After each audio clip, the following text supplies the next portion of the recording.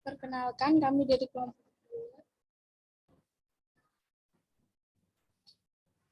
yang beranggotakan pertama yaitu Ananda Febrianti dengan NIM 201935021. Yang kedua ada Siska Ilmanafia dengan NIM 201935028. Yang ketiga ada saya sendiri yaitu Novia Putri Wisunjati NIM 201935029. Kami di sini akan menjelaskan materi mengenai penelitian perbandingan dua sampel yang saling berkolerasi.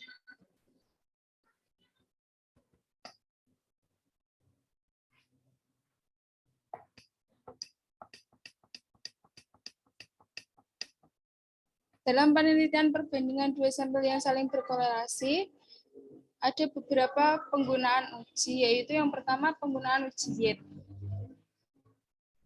Uji Yates dapat digunakan untuk menganalisis statistik terhadap dua sampel dependen jika jenis data yang akan dianalisis berskala interval atau rasio.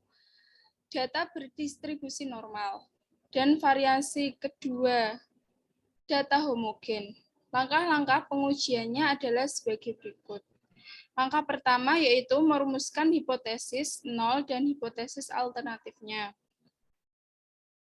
Langkah kedua yaitu mencari perbedaan nilai dari atau skor dari masing-masing subjek. Yang ketiga, mengetes normalitas sebaran data perbedaan atau DI. Yang keempat, menghitung nilai rata-rata dan simpangan baku dari DI atau data perbedaannya. Yang kelima, menentukan nilai Z hitung dengan rumus sebagai berikut. Z hitung sama dengan rata-rata DI dibagi dengan simpangan baku DI dibagi dengan akar N. Atau Z hitung sama dengan X bar DI dikali dengan akar N dibagi dengan sigma DI. Dengan keterangan N sebagai banyaknya pasangan data, X bar rata-rata DI yaitu rata-rata dari perbedaan pasangan data dan sigma DI yaitu simpangan baku dari perbedaan pasangan data. Langkah keenam yaitu menentukan nilai Z tabel dan dengan Z tabel sama dengan Z setengah dikali dengan 1 dikurangi dengan alfa. Langkah ketujuh yaitu kriteria pengujian hipotesis. Jika negatif Z tabel kurang dari sama dengan Z hitung, kurang dari sama dengan Z tabel, maka H0 diterima. Jika Z hitung kurang dari sama dengan negatif Z tabel atau Z hitung lebih besar dari sama dengan Z tabel, maka H0 ditolak. Sebagai contoh soal yaitu pada halaman 112, contoh 7.2.1, seorang guru ingin membandingkan prestasi belajar siswa kelas A dengan menggunakan dua metode mengajar yang berbeda. Setiap selesai mengajar dengan satu metode, kemudian diadakan tes dan hasilnya sebagai berikut. Berikut adalah data prestasi siswa kelas A pada mata pelajaran X. Jumlah siswanya ada 20 dengan menggunakan metode 1 dan metode 2. Jika penelitian di atas dianggap penelitian populasi, selidikilah apakah ada perbedaan prestasi belajar dalam mata pelajaran X di kelas A tersebut menggunakan metode 1 dan metode 2. Gunakan taraf nyata 5%. Dari soal di atas dapat kita selesaikan dengan menggunakan uji Yates. Yang pertama, langkah pertama yaitu menguji normalitas data. Mohon maaf Ibu, salah sebentar ya Mbak Novia ya.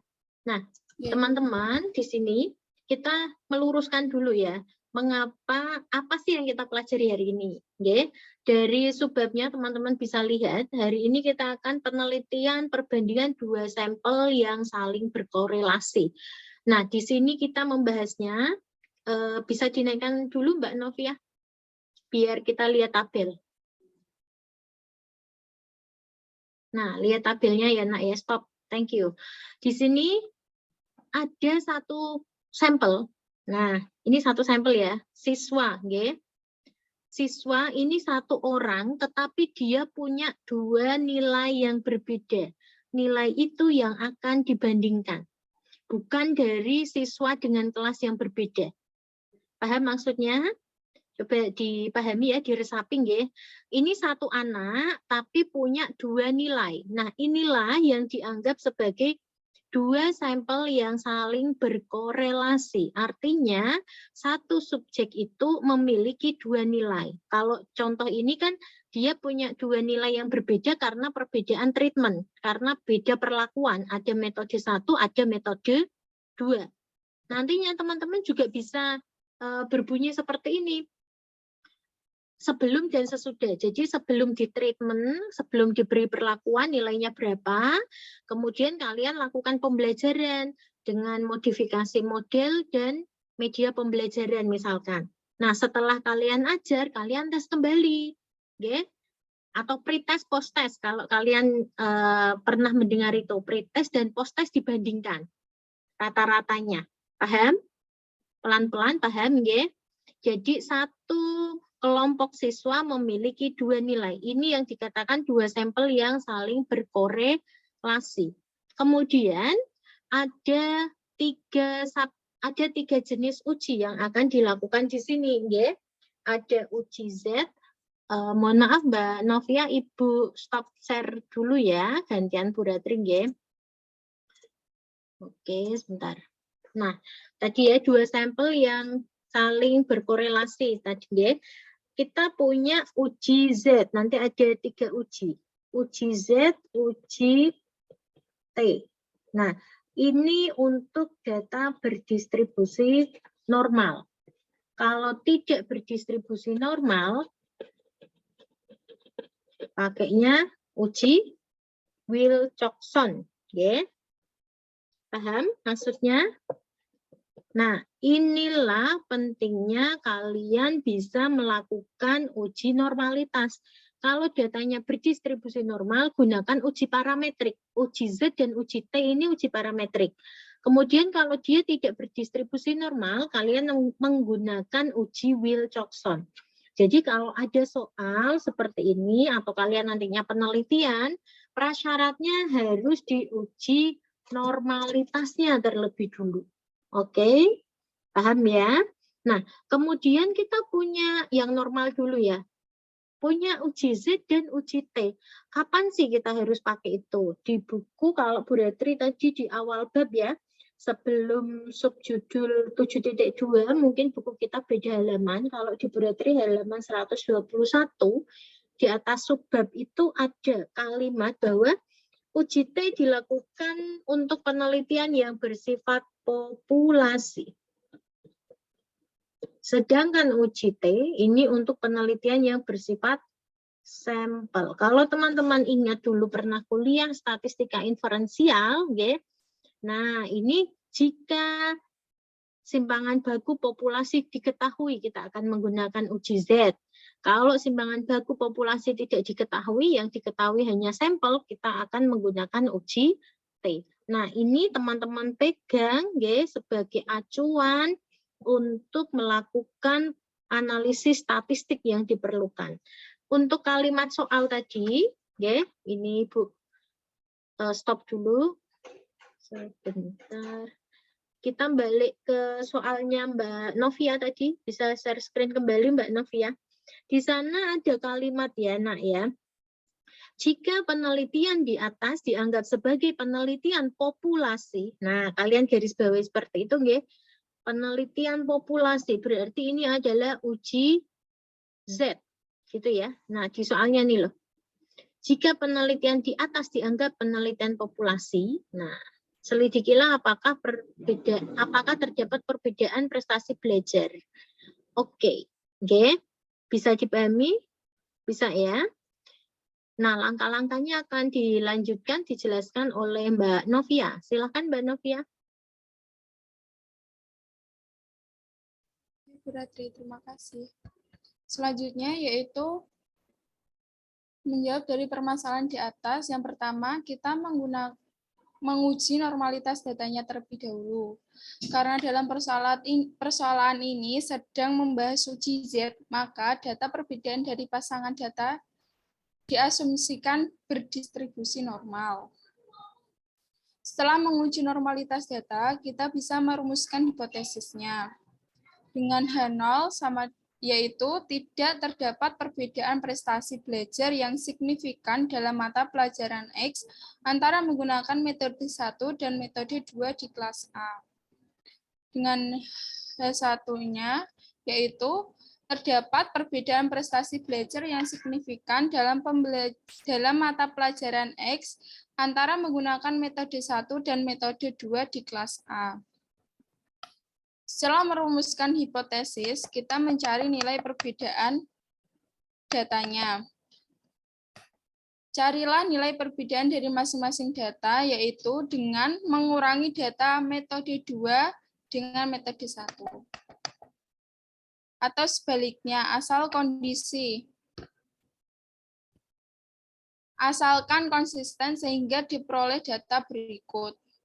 Untuk ini, kita mengurangi dari metode 2 dikurangi dengan metode 1 sehingga mendapatkan hasilnya yaitu perbedaannya 7. Contohnya siswa 1 yaitu 52 dikurangi dengan 45 sama dengan 7. Dan seterusnya. Selanjutnya yaitu menghitung nilai rata-rata dan simpangan baku. Mohon maaf Cantik. Nah, kita karena teman-teman ini kan belum ada hasilnya ya di buku ya, coba dilihat di contoh soal kalian itu kan belum ada hasilnya, ya. Mari kita melakukan perhitungan. Teman-teman ini pakai kelompok 2 pakai Excel atau manual untuk menghitung DI? Pakai Excel. Excel bisa ditampilkan caranya Bisa. menghitung. Oke. Ini di stop dulu, diganti Excel ya. Teman-teman buka Excel nggih, datanya kalian tulis di mana? Di Excel? Atau langsung SPSS? Ya, kita praktek ya.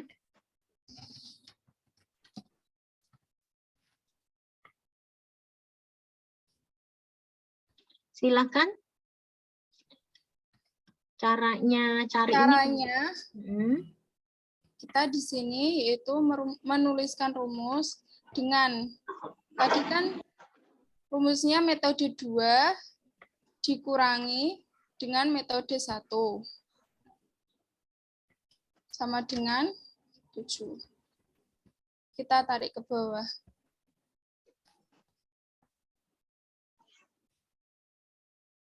Oke, teman-teman yang lain mengikuti atau ketinggalan?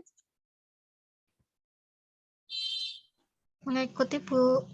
Yang ketinggalan boleh tanya ya. Kalau itu ada negatifnya gimana? Apakah masalah atau enggak? Tidak masalah, asalkan ini konsisten cara menguranginya. Oke.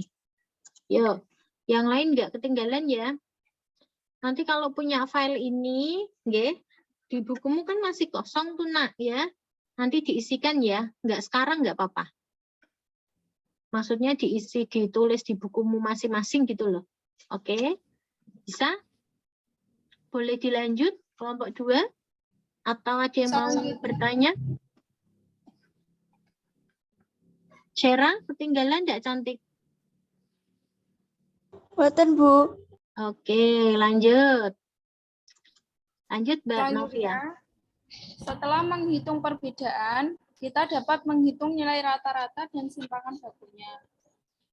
Cara menghitung rata-rata, kita menggunakan sama dengan rumus average. Average sayang. Ketikannya average. Dari data kita blok.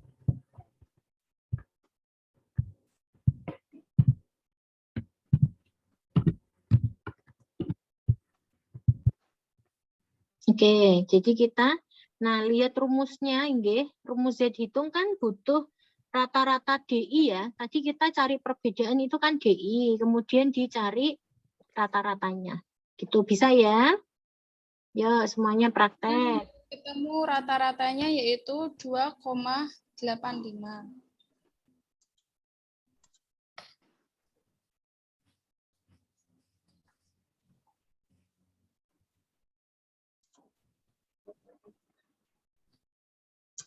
Apakah teman-teman sudah bisa mengikuti?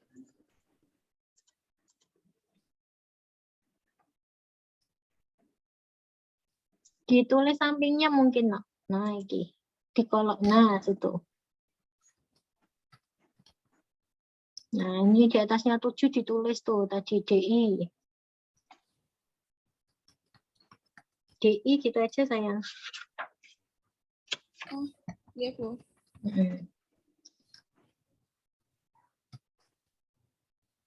Oke, boleh dilanjut. Sekarang Untuk simpangan bakunya,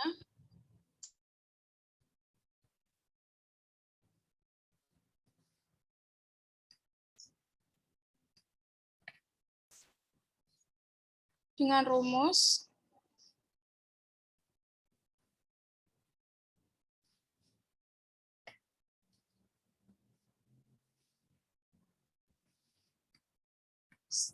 standar deviasi populasi dan dipilih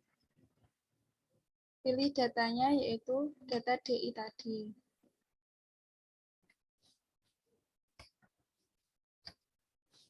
Dan ketemu simpangan bakunya yaitu 4,222 bisa kita perkecil komanya. Oke, itu ya rumusnya ya, Nak ya. Sebentar Mbak, mungkin teman-temannya baru proses. Disorot ke rumusnya tadi, nah, diklik di 4,22, no. Rumus Nah, itu loh, sama dengan STD, standar deviasi yang populasi ya, yang P ya. Kalau kalian nanti nggak ada titik P-nya, nanti hasilnya beda. Karena rumus untuk standar deviasi itu ada dua, ada yang untuk populasi, ada yang untuk sampel. Karena ini mintanya dia itu uji Z, maka dia pakainya yang populasi. Oke, ada yang mau bertanya enggak?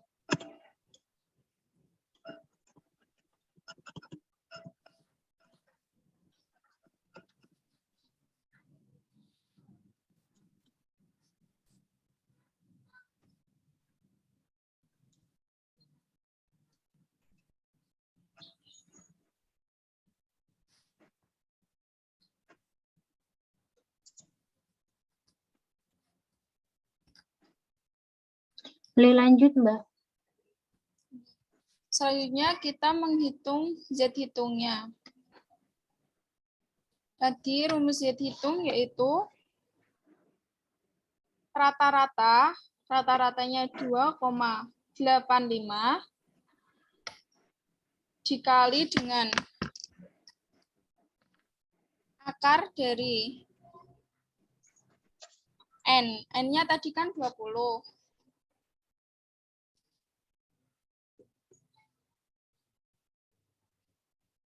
Ada akarnya, Mbak. STRT. Oke.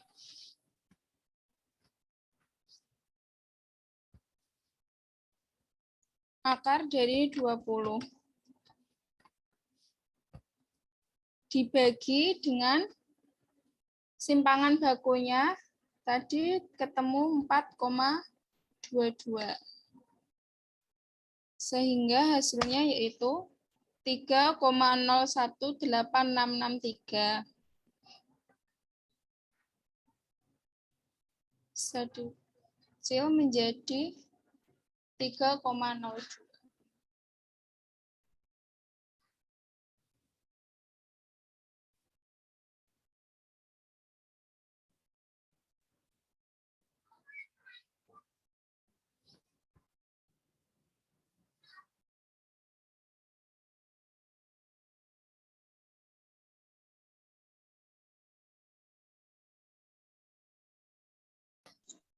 Teman-teman gimana? Ketinggalan dah? Masih proses, Bu. Oke. Nah, ini saran untuk semua kelompok, nggih. Nah, nanti teman-teman sebelum menayangkan nih, contohnya kan Mbak Novia ini sedang menayangkan Excel, nggih. Nah, nanti disiapkan di sini rumus Z hitungnya, no. Jadi kamu ketik pakai equation, ya. Kan bisa, nggih. Nanti ada Z hitung sama dengan pakai rumus, no. X bar DI dikali akar N sebelum ada hitungannya ini. Paham, no? Untuk semuanya ya, nantinya ya. Jadi kan biar nantinya kalau file ini kita simpan, kita nggak perlu buka rumus lagi. Ini kok bisa ketemu ini tuh rumusnya apa sih gitu ya. Karena di sini kan kita butuh itu sebenarnya rata-rata, nanti simbolnya apa. Jadi disiapkan dulu apa itu equation-nya. Teman-teman ada yang ketinggalan enggak? Sudah bisa? Saya mau ngecek coba Mas Alvin, sudah ketemu Z hitung belum? Belum, Bu, masih proses. Proses yang mana? Kalau belum bisa, kita bantu. Tadi saya agak lupa rumusnya, Bu. Rumus Ini yang salah apa? yang Z hitung. Oke, itu masih disorot. Bisa dilihat ya.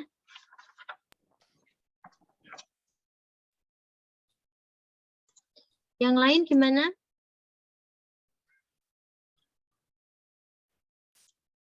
Sudah, Bu. Oke, Mas Dion? Mas Dion praktek mboten? Ibu, ini praktek. Bisa enggak? Bisa, Bu. Oke, boleh dilanjut. Cara cari Z tabel, Mbak.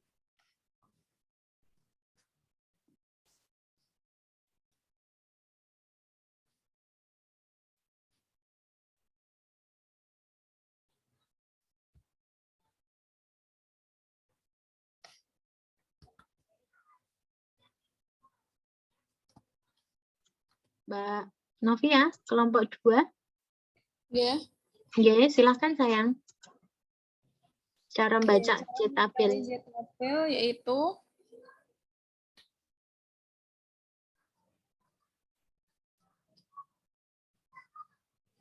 setengah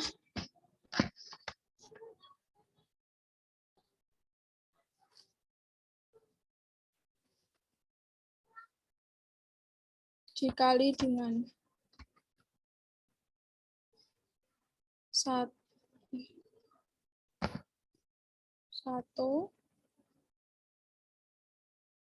dikurangi 0,95.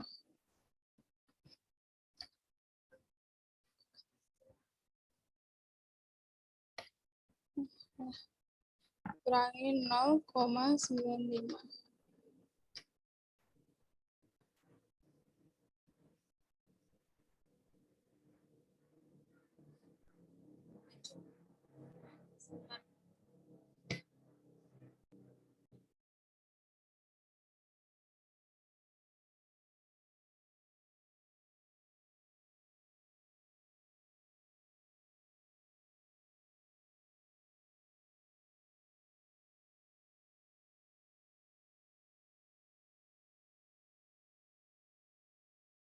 Ayo gimana?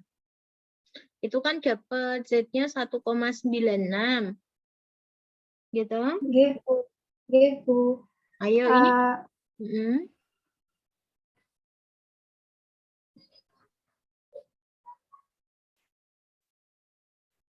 Ini sudah bisa terlihat, Bu. Yang share screen saya. Ya, enggak bisa tuh. Nah, oke, bisa.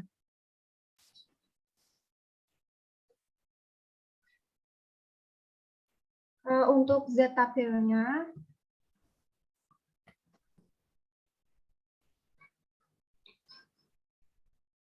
sama dengan 1/2, 1 dikurangi 0,95.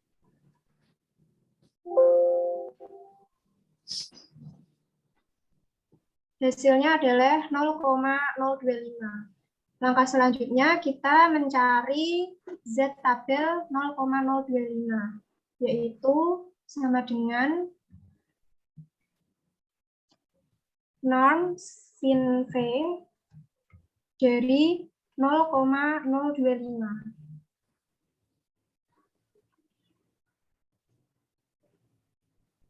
Setelah itu kita klik enter. Sehingga didapat Z tabel 1,95 kita bulatkan menjadi 2 angka di belakang koma. 1,96. Oke, dia itu kalau pakai Excel ya. Kalau pakai manual teman-teman bisa enggak? Ini kok kayaknya Bu Ratri curiga nih, kalian tuh lupa. Kalian bawa buku ini enggak statistika dasar enggak? Aduh, saya pakai green screen. Bawa ya. Buka halaman 220 sayang. Mohon maaf ya, Ibu. Ini bagus punya Mbak Siska ya tadi. Coba boleh saya Mbak Siska dulu deh, Mbak Siska dulu. Dinaikkan yang kenapa kok dapat 0,025. Nah, ini loh. Nah, ini kan ada ceritanya, ya kan? Ini loh, Mbak. Jadi kenapa nantinya pakai Excel-nya itu probability-nya itu 0,025. Ini ada ceritanya. Oke, dia pakai setengah dikali 1 kurangi 0,95 itu dari mana? Nah, Ibu cerita nih dulu. Mbak Siska tak stop dulu ya. Oke, nah teman-teman ini menurut Ibu wajib kamu tulis deh. Oke. Kamu tahu enggak bedanya satu pihak dan dua pihak? Tahu enggak? Ya dijawab enggak apa-apa, kalau enggak tahu enggak apa-apa. Belum, Bu. Belum. Oke, dari hipotesisnya. Coba tadi kalian buka halaman 95 ya, pegang halaman 95 sama yang hari ini. Hari ini kalian halaman berapa? Kalau Bu Ratri halaman 123. Yang uji Z hari ini. Yang kemarin Mbak Nungki ya. Mbak Nungki atau saya ini yang cerita ini dulu. Saya ini. Kemarin saya yang uji Z yang pertama. Lihat rumusannya. Nah, kita ke 95 ya. Lihat hipotesisnya, bunyinya. Modul 1 pelajaran matematika SMPX telah dipahami dengan baik dengan PO lebih dari sama dengan. Dia pakai kata-kata lebih dari, kurang dari. Itu namanya uji satu pihak. Cirinya ya, hipotesisnya ada lebih dari, kurang dari. Oke, paham? Kemudian ada uji dua pihak. Kalau dua pihak, lihat halaman 123 yang barusan dicontohkan oleh kelompok 2, dia berbunyi tidak ada perbedaan yang signifikan. Ya kan? Nah, ini belum ada rumusan secara statistik. Itu baru rumusan hipotesis secara deskriptif ya. Nanti kalau rumusan secara statistik bunyinya seperti ini. Mu1 tidak terdapat perbedaan, berarti ini H0-nya bunyinya seperti ini. Mu1 sama dengan mu2. Nah, dia pakai sama dengan ya A-nya atau H1-nya bunyinya mu1 tidak sama dengan mu2. Kalau sama dengan H0, sama kan berarti tidak terdapat perbedaan rata-rata. Gitu? Kalau yang H1, kok tidak sama dengan kan berarti terdapat perbedaan rata-rata. Cirinya seperti itu. Gitu? Ibu ulangi, satu pihak, cirinya rumusan hipotesis atau masalahnya nanti, dia mau menguji lebih dari, kurang dari. Kalau uji dua pihak, itu sama dengan. atau tidak terdapat perbedaan. Baik rata-rata, varians, nanti macam-macam. Oke. Nah, ini untuk uji Z. Teman-teman, untuk menguji Z tabelnya yang satu pihak. Z tabelnya itu, hati-hati, dia pakainya Z dari setengah dikurangi alfa. Ya, jadi setengah kan 0,5 dikurangi alfa. Alfanya berapa? Kalau alfanya 0,05 atau 5%, berarti kan setengah dikurangi 5%. Kamu ngeceknya 0,45. 0,450. Oke, ketemu nih Z tabelnya ini 1,64. Oke, untuk Z dari setengah dikurangi 0,05, 5% ya. Kita bahasnya Z-nya 5%, itu 1,64. Caranya gimana, Bu? Kamu harus tahu dulu, berarti ini kan Z dari 0,45. Geno? Oke, Mbak, Mas, semuanya, mudeng ya. Caranya gimana? Ngecek Z 0,45. Kamu buka yuk halaman 220 Z tabel. Oke. Carilah angka yang mendekati 0,45. Dicari yang paling mendekati adalah 1,6. Ya, atasnya 0,04. Jadi 1,64. Diperoleh nilainya 0,4495. Itu yang paling mendekati. Coba sambil dibaca. Kenapa kok dapat Z tabel jika satu pihak itu dia hasilnya 1,64. Bisa? Oke, dicatat ya ini ya. Iki rumusnya Z tabelnya ini. Kemudian untuk dua pihak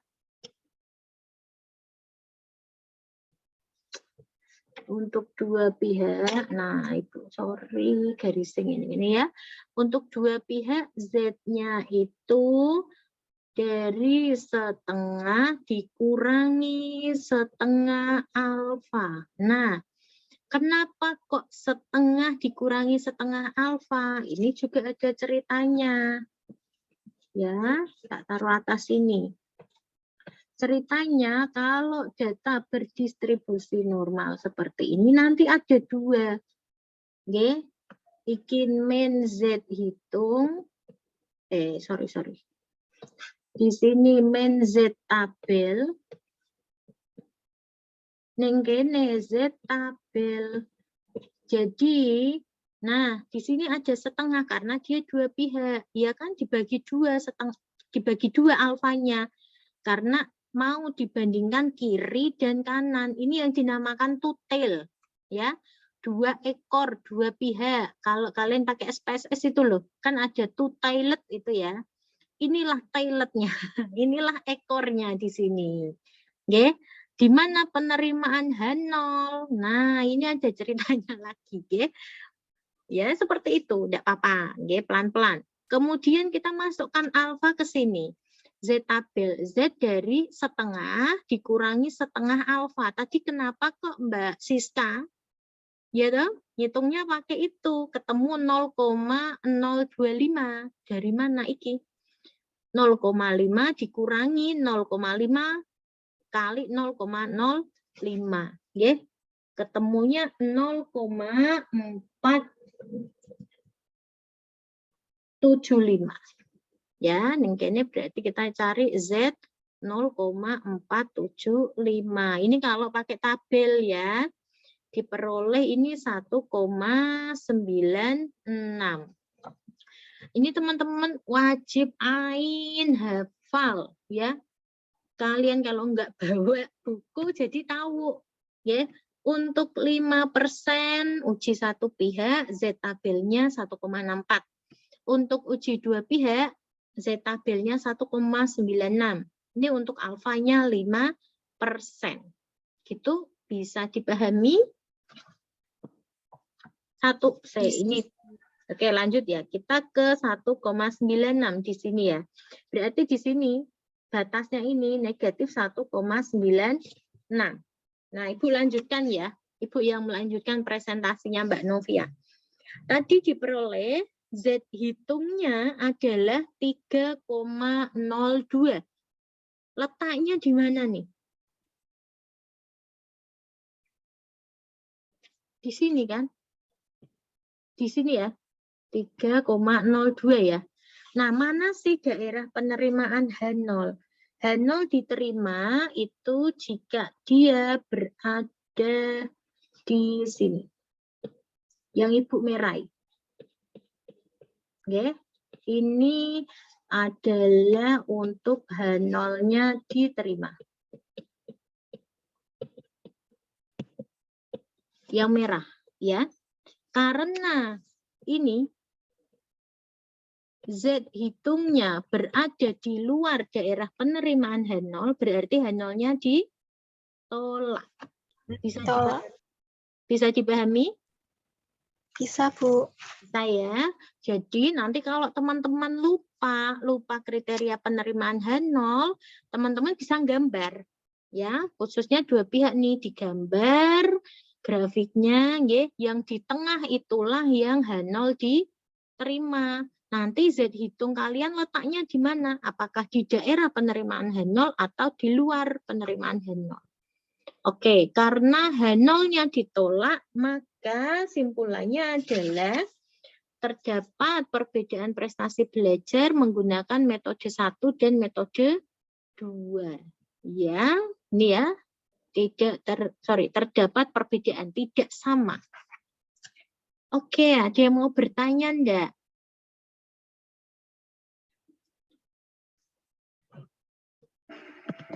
Kalau tidak, Ibu mohon maaf ya, Mbak Novia ya, karena Bu Retri yang melanjutkan tadi. Siapa yang mau bertanya?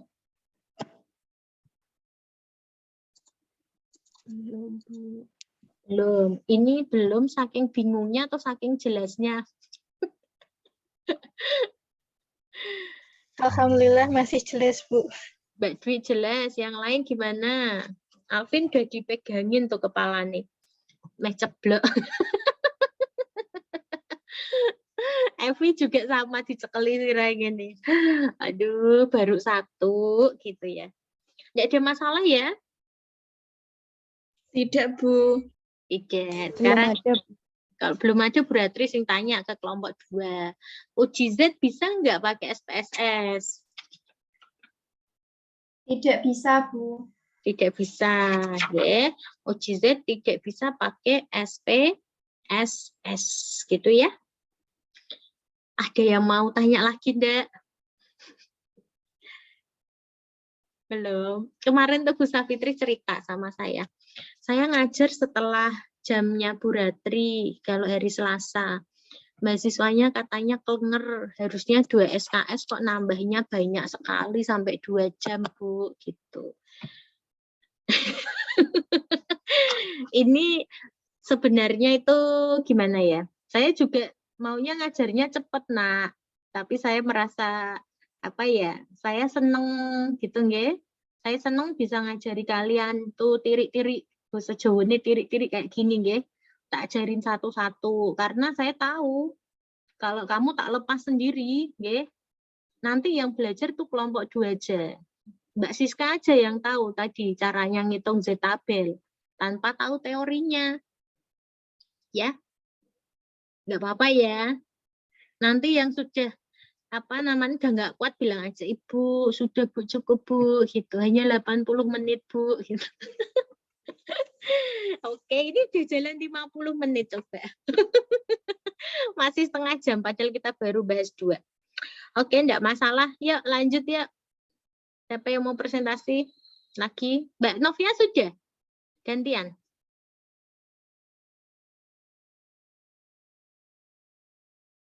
Oke, bisa. Mbak Ananda masih loading nih.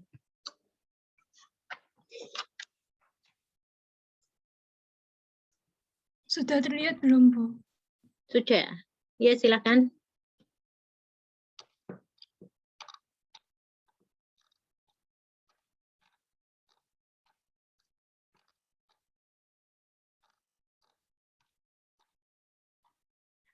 Untuk materi yang kedua yaitu mengenai penggunaan uji T 2 sampel.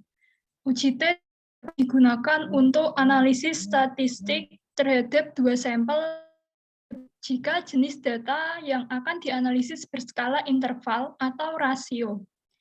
Data berdistribusi normal dan variansi kedua data homogen. Langkah-langkah pengujiannya adalah sebagai berikut. Yang pertama yaitu merumuskan hipotesis nol dan hipotesis alternatifnya. Yang kedua, mencari perbedaan nilai atau skor dari masing-masing subjek atau DI. Dan yang ketiga, mengetes normalitas sebaran data perbedaan atau DI. Yang keempat, menghitung nilai rata-rata dan simpangan baku dari DI. Yang kelima, menentukan nilai T hitung dengan rumus. T hitung sama dengan X bar dikalikan DI kan dengan S kali DI per akar N, atau T hitung sama dengan X bar kali DI akar N dibagi dengan S kali DI.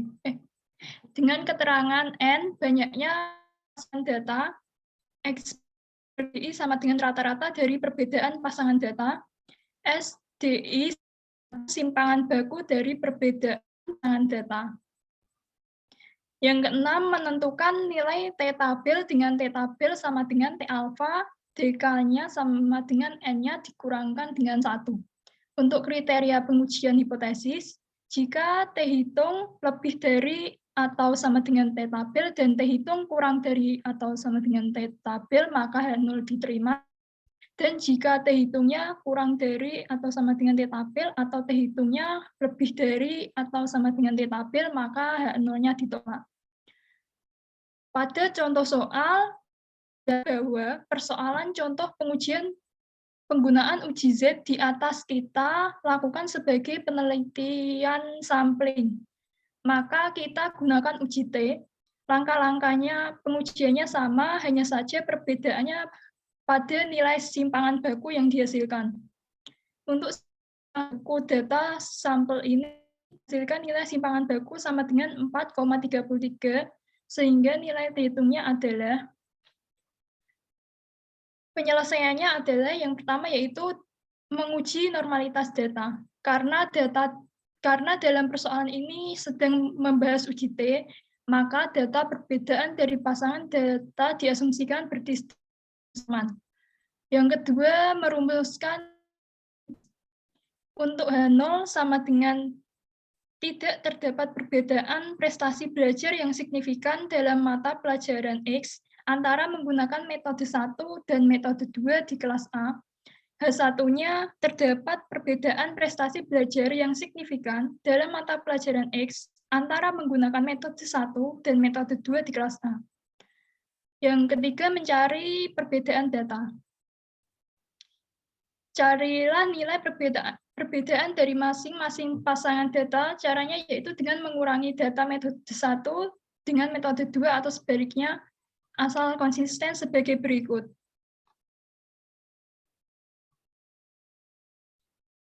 Setelah mencari DI, kita dapat menghitung nilai rata-rata dan simpangan bakunya.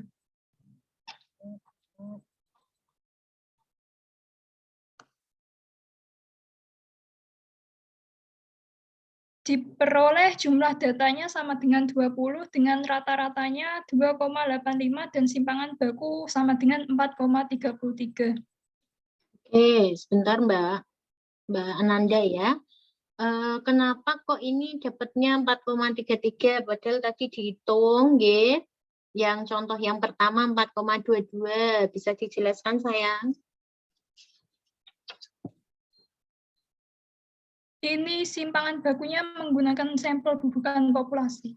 Oke, bisa dipraktekkan? Mbak Ananda punya Anda? Nggih, Bu.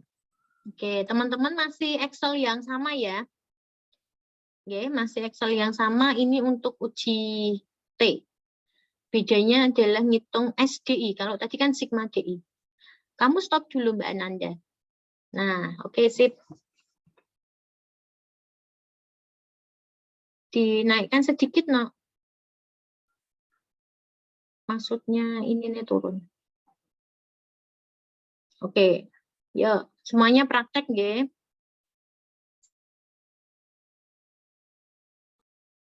Untuk yang pertama, kita bisa menghitung jumlah datanya terlebih dahulu.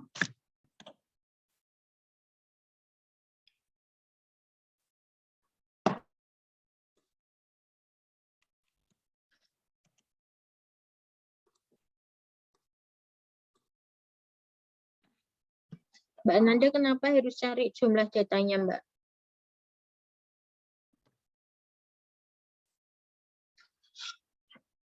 Nggak usah, nggak apa-apa ya.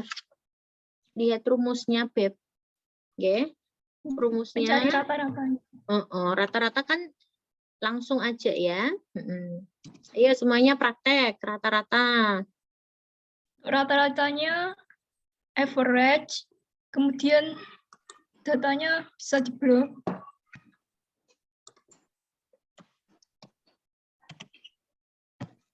Rata-rata DI aja, nak. Nanti Mbok geser bisa deh ya. Oke, sip. Rata-rata DI-nya sama ya dengan yang tadi ya, 2,85 ya. Oke, Selanjutnya lanjut. untuk yang simpangan baku, kita pakai rumus standar deviasi S sampel.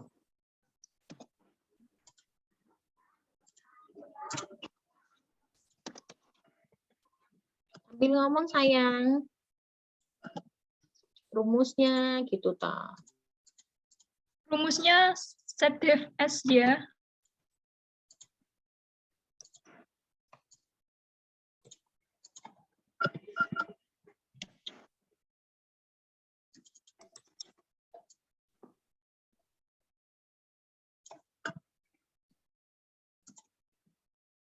Kemudian kita tarik ke samping.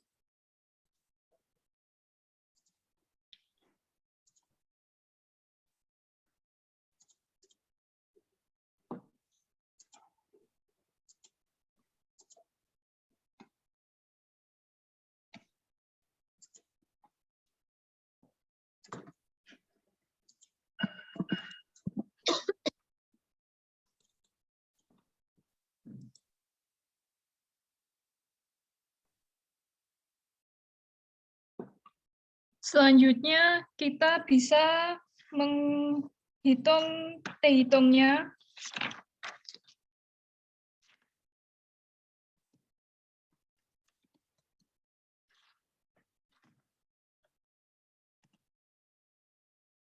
T-hitungnya dengan rumus X bar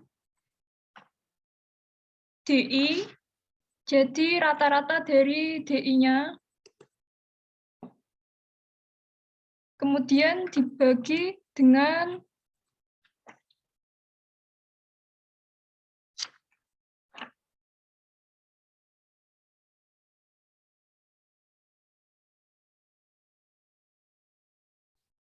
simpangan baku dari DI. Jadi rata-rata kali akar N, Mbak Ananda. Sebelum dibagi. Nah, bintang.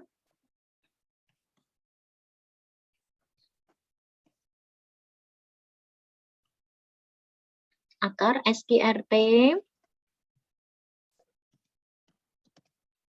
Nah, diklik, tik-tik. Banyaknya tadi 20 ya, banyaknya data ya.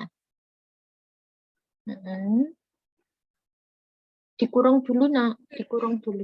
SQRT-nya kurung. Nah. Kurung.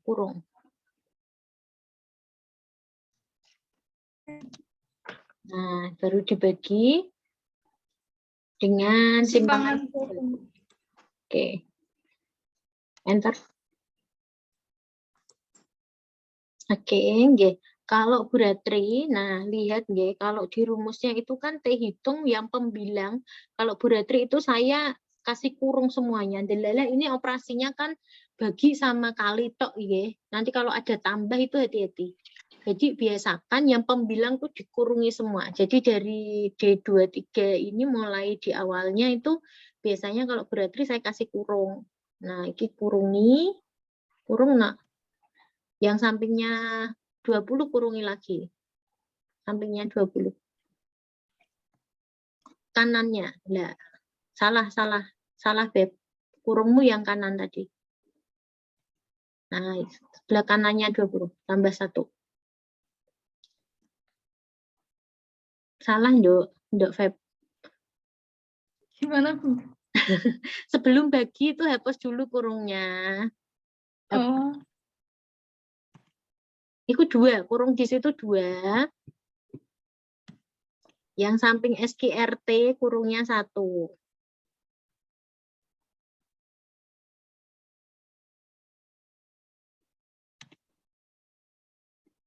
Nah, gitu. Ya. Oke. Sudah di enter. Oke, ini ya ketemunya 2,94. Teman-teman sudah praktek belum? Ojo ngapusi Sudah, lho ya. Bu. Ulil, Mas Ulil praktek mboten. Iya, Bu. Oke. Kalau ini saya tidak memaksa kalian mau praktek atau enggak ya, tetapi kalian kan sudah dewasa menurut Bu Retri, jadi kalian tahu mana yang terbaik untukmu. Jika sudah bisa ya enggak praktek pun enggak masalah. Oke. Kalau mau praktek itu akan lebih menambah pengalaman secara langsung bagaimana cara kalian menghitung. Oke. Oke, dilanjut. T hitung sudah dapat, sekarang T tabel. No. selanjutnya menentukan T-tabel. Untuk nilai derajat keyakinannya 1%, maka T-tabelnya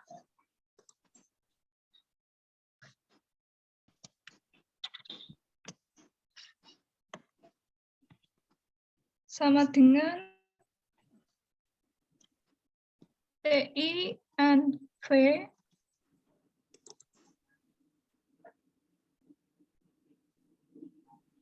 0,01,19.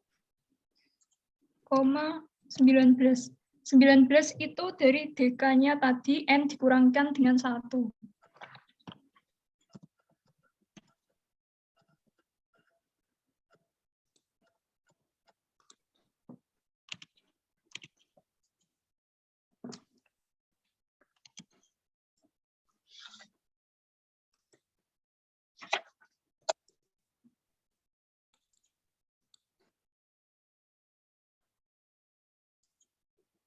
Didapatkan T-tabelnya untuk derajat keyakinan 1% adalah 2,86.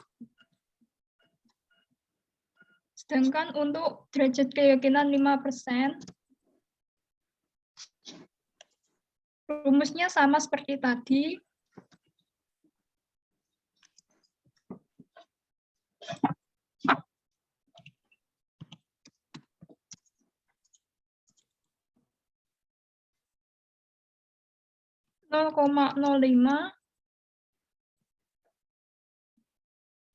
Jikanya N-1, N-nya 20 dikurangi 1, 19. Oke. Kurungmu kakian 1, Nduk. Oke, wes dibenerke otomatis tuh. Ya. Jadi ketemunya 2,093. 2,09.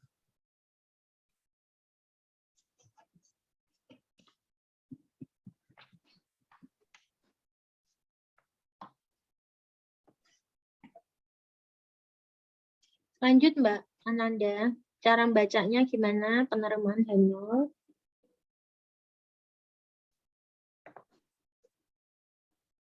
Maka untuk nilai T-tabelnya, karena untuk pengujian hipotesisnya, jika T-hitungnya lebih dari atau kurang dari T-tabel, dan T-hitungnya kurang dari atau sama dengan T-tabel, maka H0-nya diterima.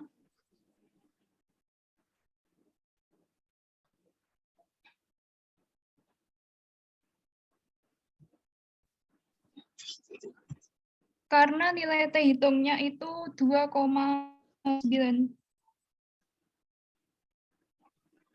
dan berada di luar daerah penerimaan H0, maka H0-nya ditolak dan H1-nya diterima. Oke, nah Ibu bantu simulasi ya, seperti tadi nggih. Mohon maaf, Ibu tutup dulu Mbak Ananda.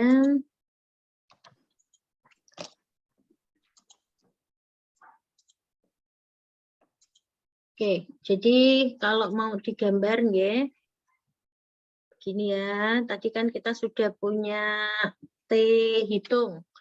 Teman-teman kalau mau manual, Ibu ajari, kalian buka halaman buku statistika dasar halaman 221. Yo, dibuka 221. Oke, nanti di buku itu diberi catatan T tabel untuk satu pihak. Kalau satu pihak langsung T alfa, DK. Ini untuk satu pihak, G. Kalau kamu langsung, misalkan nih, coba kalian baca. Untuk alfanya 0,05, dikanya 19. Nanti ketemunya 1,729. Kan nggak sinkron tuh. Iya kan? Paham ya? Karena kenapa kok demikian? Kalau kamu langsung baca seperti itu untuk satu pihak. Nah, untuk T tabel dua pihak, karena hipotesis kita kan tadi dua pihak ya, maka T-nya adalah setengah alfa, DK. Ya. T dari setengah kali 0,05 dengan DK-nya tadi 19 ya. T 0,025 dengan DK-nya 19. Ketemunya adalah 2,093. Bisa? Halo? Dijawab tolong Bu Ratri. Bisa, Bu. Bisa ya? Bisa, Bu. Oke. Di tengah-tengah sini adalah nilainya 0. Oke. Ini T tabel yang positif yaitu 2,093, yang di sebelah kirinya 0 berarti negatif 2,093. Oke, seperti tadi yang sudah Ibu sampaikan bahwa yang berada di tengah sini adalah daerah penerimaan H0. Ya, H0 diterima jika dia berada di selang tersebut. Sedangkan di kalian tadi ketemu, kalian hitung ketemu T hitungnya adalah 2,942. Berada di luar sini ya, 2,942. Artinya H0 diterima apa ditolak? Kalau di luar ditolak. Oke. Tip yang di dalam H0 diterima. Gitu nggih. Jadi H0 ditolak. H0 ditolak artinya menerima HA. H0 diterima H0 ditolak, HA diterima. Simpulannya apa? Baca H0 lagi. Baca HA deh. Sekarang yang diterima kan HA. HA berarti terdapat prestasi belajar yang signifikan, ada kata-kata signifikan ya, antara mata pelajaran X yang diajar dengan metode 1 dan metode 2. Oke, seperti itu. Ada yang mau bertanya? Belum? Kalau belum oke, yang kalau belum toh yang sebelah sini ini bisa kamu tulis di atas T tabel halaman 200 berapa tadi? 21, atau tulis rumusnya tadi yang diajari oleh Mbak Ananda. Rumusnya tadi apa Mbak? Kalau pakai Excel Mbak? Sama dengan T.INV ya. Kamu pakai titik enggak? T.INV.2T. Hati-hati ya. Nanti kalian pakai 2T karena total, dua pihak. Ya. 2T, kemudian 0,05 probability-nya langsung DK-nya masuk ke 19.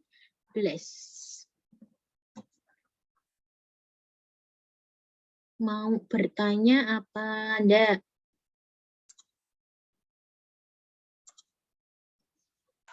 Belum, Bu. Belum. Semua catatanku saya taruh di grup WA ya. Nanti kalian bisa lihat. Nggih, Bu Ratri. Oke. Sekarang mari kita coba.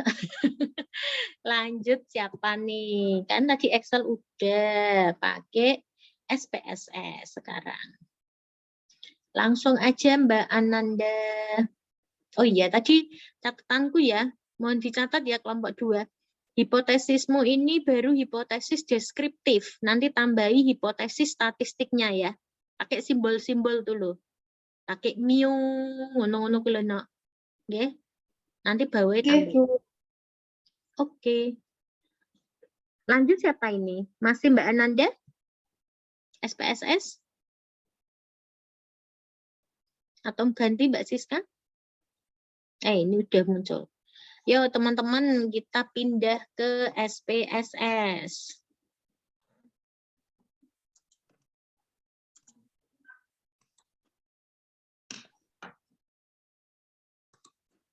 Untuk data kedua metode tadi bisa dimasukkan ke SPSS, kemudian klik variabel view. Untuk namanya bisa diganti dengan metode 1 dan metode 2. Dan desimalnya dijadikan 0.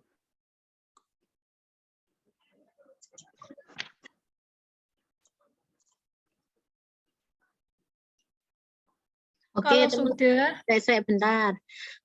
Ini biasanya kalau buka SPSS tuh loading. Loading muter-muter ini sudah dibuka apa belum? Sudah, Bu. Sudah. Bu. Oke, lanjut, Nak. Datanya sudah di-copy belum? Baru mengcopy data, Bu. Oke, Mbak Ananda ditunggu dulu ya. Nih, mengcopy dulu. Mengcopy boleh, tapi jangan ngopi siang-siang.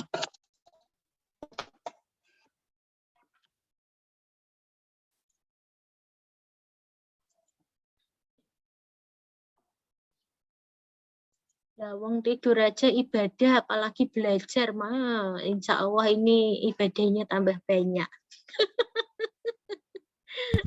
Iya toh? Amin. Iya, saya yakin tuh. Wong tidur wae dinilai ibadah, apalagi belajar sama saya. Sudah ngopi nih? Sudah, Bu. Sudah. Yang belum siapa?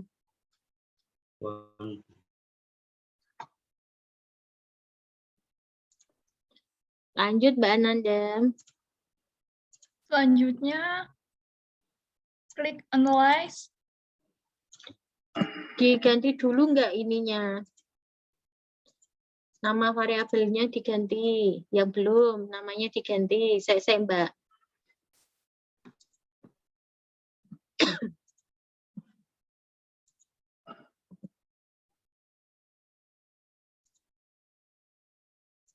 Mbak Ananda, kamu irit banget ngomongnya, Mbak. Takut batal nih, Mbak Ananda. Teman-teman ganti nama ya, nama variabel. Ibu harap kalian tuh lebih cerewet dari saya. Kamu kan presenternya. Ayo Mbak, coba Mbak. Untuk variabelnya bisa diganti dengan metode 1 dan metode 2.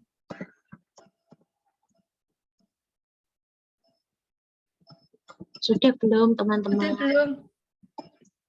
Sudah, Bu. Sudah Bu Ananda, silahkan dilanjut. Selanjutnya, klik Analyze.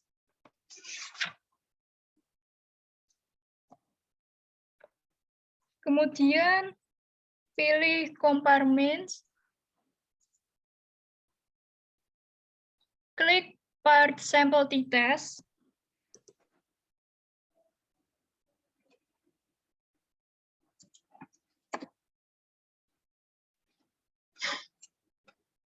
Metode satunya disebut sebagai current selection di panah ini.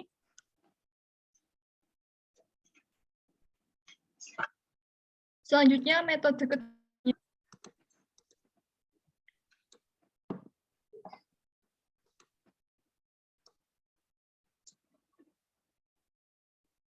Sudah belum teman-teman?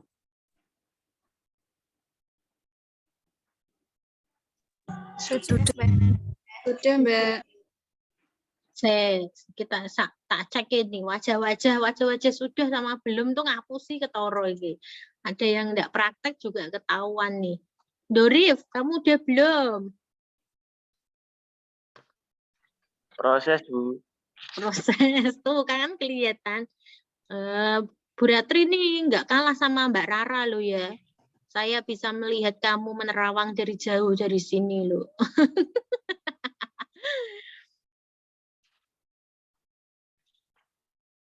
Oke, siapa sing belum? Sudah ini untuk masukkan ke variabelnya, pair-nya?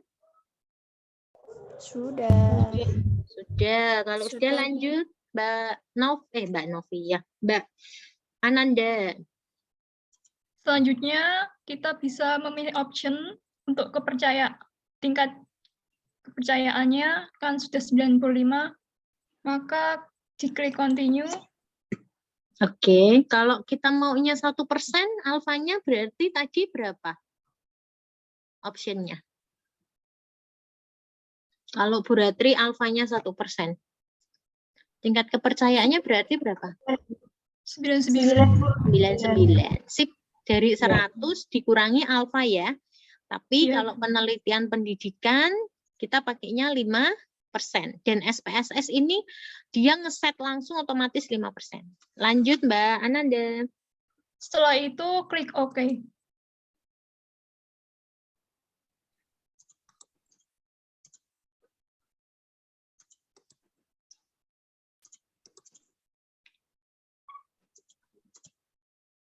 Oke, lanjut Nak. Dibaca, tanya yang dibaca.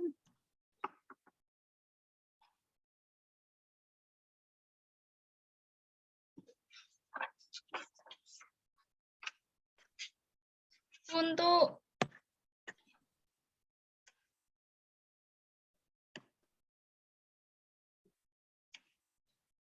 output per sampel menunjukkan deskripsi data dengan diketahui N-nya 20 dan rata-rata pada setiap metode sama seperti yang kita hitung tadi. Selanjutnya untuk part sample test menunjukkan hasil pengujian. Ya, sebentar. Yuk kita lihat dari kiri. Kiri ada min ya, rata-ratanya. Rata-ratanya negatif 2,85. Kalau tadi kita ngitung 2,85 boleh nggak Bu? Boleh, sama ya nanti ya. Kemudian standar deviasinya 4,33. Sudah sama ya dengan hitungan kita di Excel tadi. Kemudian kita butuh lagi T hitung. Kalau kalian misalkan pakai signifikan, kurang mantap, surantap, iya kan? Kalian pakai T hitung.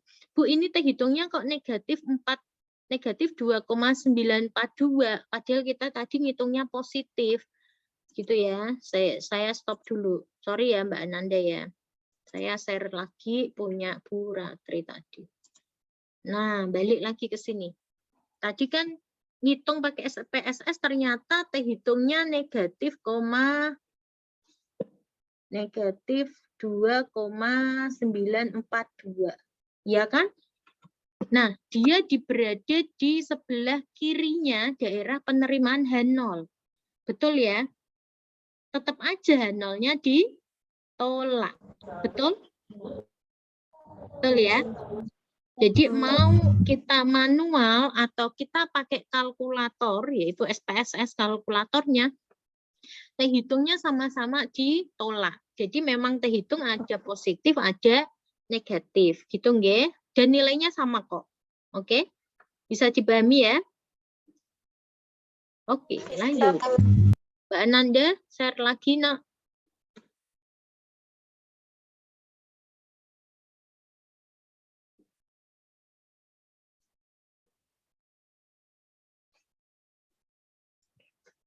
Lanjut, Mbak. Baca signifikansinya.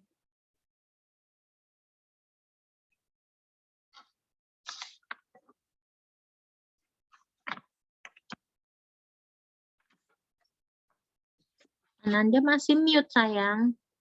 Nah, sip.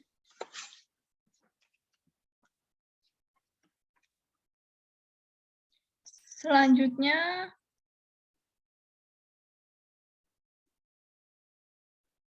diketahui lowernya negatif 4,877 dan uppernya negatif 0,823 dengan sigtotatnya 0,0008.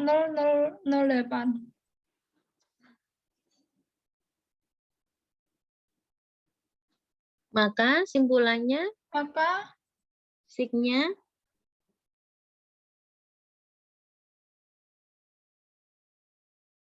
bagaimana itu? Dengan 0,05 kurang dari apa lebih dari? 0, lebih dari loh, cantik. 0,008. 0,08. Depannya itu ada Kurang. nolnya. Ya, kurang dari ya. 0,008 kurang dari 0,05. Kalau signya kurang dari alfa, H0 ditolak. Tolak. Oke. Ya. Begitu ya. Eleng-eleng ya. Wajib eleng ki sampai wisuda. H0 ditolak itu kapan? H0 diterima kapan? H0 diterima jika signya lebih dari 5%. H0 ditolak jika signya kurang dari 5%. Wajib ain hafal. Oke. Saya rasa cukup untuk uji T dengan SPSS. Ada yang mau bertanya atau ada yang ketinggalan? Silahkan, saya persilakan untuk bertanya. Tidak ada? Tidak, Bu.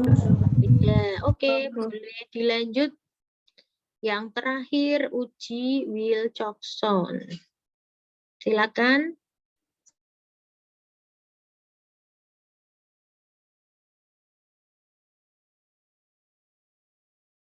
Bu, ini untuk uji tes satu sampelnya. Uji T1 sampelnya nanti dipelajari sendiri atau teman-teman nanti kalau Zoom sama saya ini jadi 2 jam beneran nanti. Gitu. Ya gimana? Yang lain gimana? Menurut Bu Ratri ini kan tadi malam sudah diberi materi ya. Nanti teman-teman bisa nyoba sendiri karena ini materi pengayaan. Okay. Nanti kita kehabisan waktu, saya nggak enak sama Bu Safitri nanti ya. Kita ke Wilcoxon dulu, yang uji T satu pihak nanti dipelajari sendiri. Oke, bisa dilanjutkan Mbak Siska.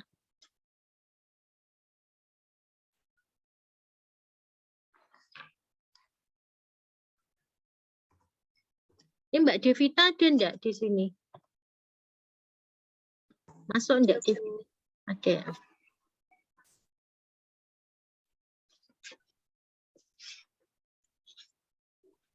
Ifade ada enggak? Ifade? Tidak ada ternyata. Oke, Mbak Siska silakan. Yang ketiga yaitu penggunaan uji Wilcoxon. Uji ini digunakan untuk menguji signifikansi hipotesis perbandingan dua sampel yang saling berkorelasi bila persyaratan distribusi normal tidak terpenuhi, atau jika data yang diolah termasuk kelompok data yang berbentuk ordinal. Jadi uji Wilcoxon ini untuk data yang tidak berdistribusi normal. Langkah-langkah pengujian Wilcoxon yang pertama yaitu merumuskan hipotesis penelitian, lalu menghitung nilai selisih atau perbedaan dari setiap data pengamatan.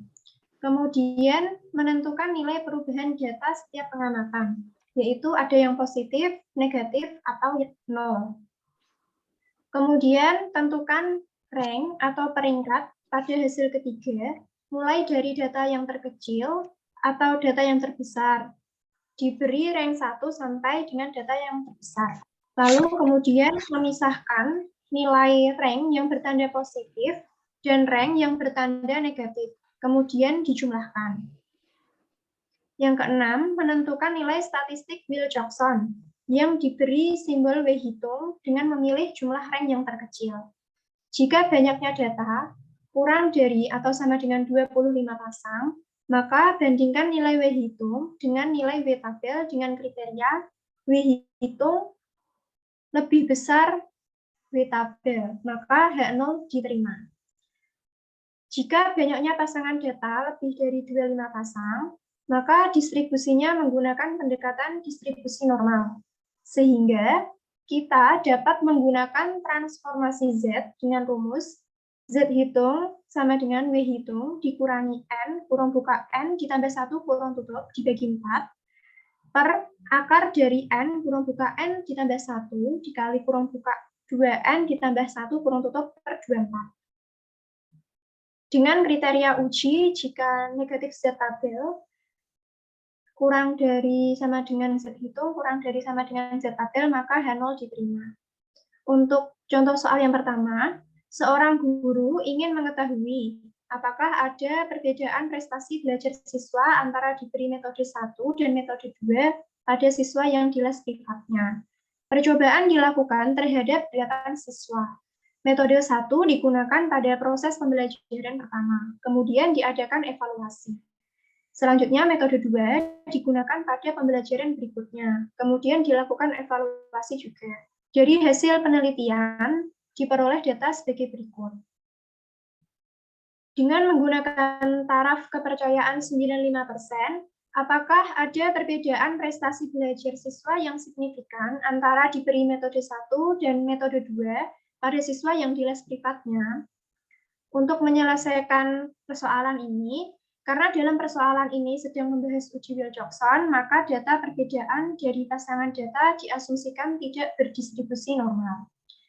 Langkah selanjutnya merumuskan hipotesis. H0 yaitu tidak terdapat perbedaan prestasi belajar siswa yang signifikan antara diberi metode 1 dan metode 2 pada siswa yang di les privat. H1 terdapat perbedaan prestasi belajar siswa yang signifikan antara diberi metode 1 dan metode 2 pada siswa yang di les privat. Kemudian kita menghitung nilai selisih. Carilah nilai perbedaan dari masing-masing pasangan data. Caranya yaitu dengan mengurangi data metode 2 dengan metode 1, atau metode 1 dengan metode 2 asalkan konsisten. Caranya seperti sama seperti pada uji Z dan uji T.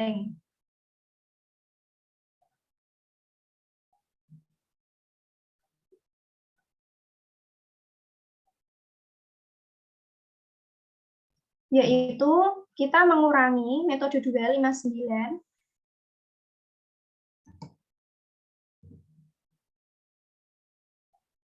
F36 dikurangi dengan data pertama dari metode 1 yaitu 60. Setelah itu kita enter.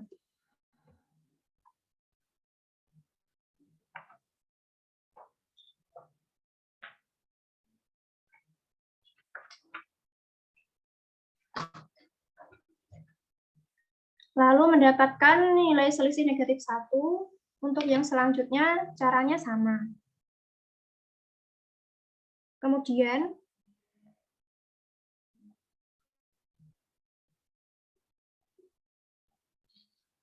setelah menghitung selisih, kita menentukan nilai perubahan data.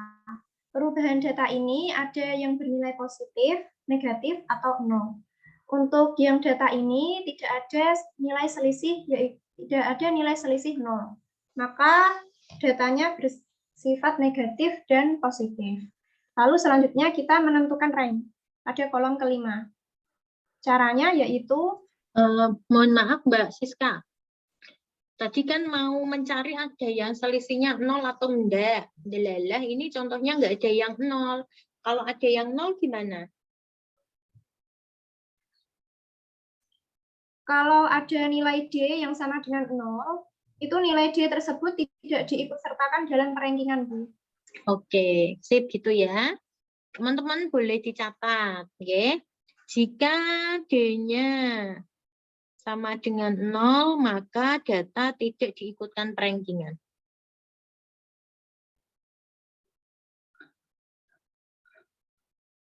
Lanjut, no, sayang. Lalu untuk petunjuk pengisian tabel yang di buku halaman 131 yang paling atas, itu kan ada tabel. Untuk mencari kolom rank, caranya yaitu yang pertama kita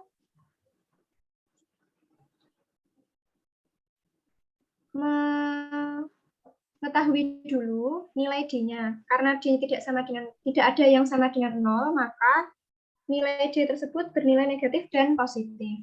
Jika nilai D bernilai negatif, maka diambil harga mutlaknya atau nilai positifnya. Jadi nilai selisih tadi, kolom yang selisih, pada buku halaman 131 yang atas, itu kan ada nilai selisih negatif 1, negatif 6, negatif 8, negatif 3, dan negatif 4. Nilai-nilai negatif tersebut dimutlakkan, sehingga menjadi nilai positif. Selanjutnya, urutkan nilai D tersebut boleh dari data yang terkecil ke yang terbesar. Untuk perhitungan ini, dari data yang terkecil terlebih dahulu ke yang terbesar.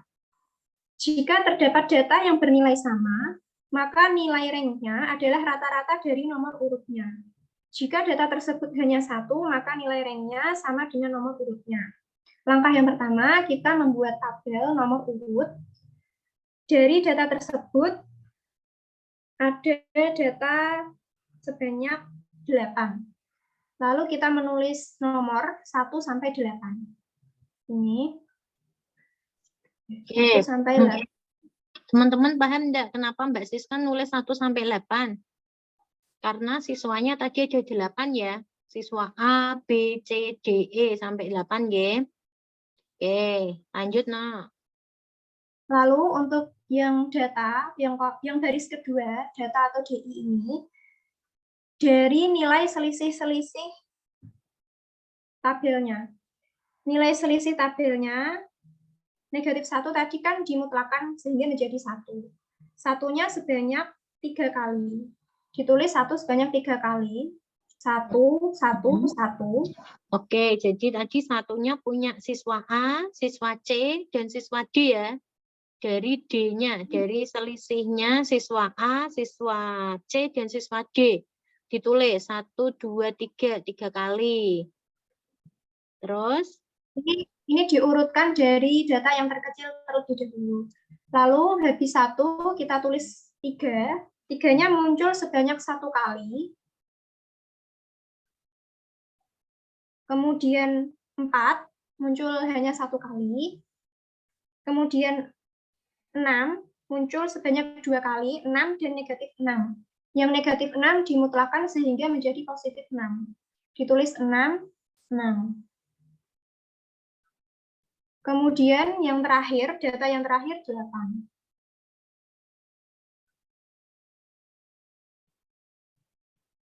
Apakah sudah teman-teman? Sudah, Mbak Siska. Untuk yang baris ketiga, yang menentukan range, caranya dapat 2 ini, kita perhatikan data selisih yang 1 ini. Satunya muncul sebanyak 3 kali. Nomor urutnya kan 1, 2, dan 3. Nomor urut 1 ditambah 2 ditambah 3. 1 ditambah 2 ditambah 3 sama dengan 6. Nah, satunya ini muncul 3 kali, sehingga 6 dibagi 3. Sehingga nilai range dari selisih 1 ini nilainya adalah 2. Masing-masing 2.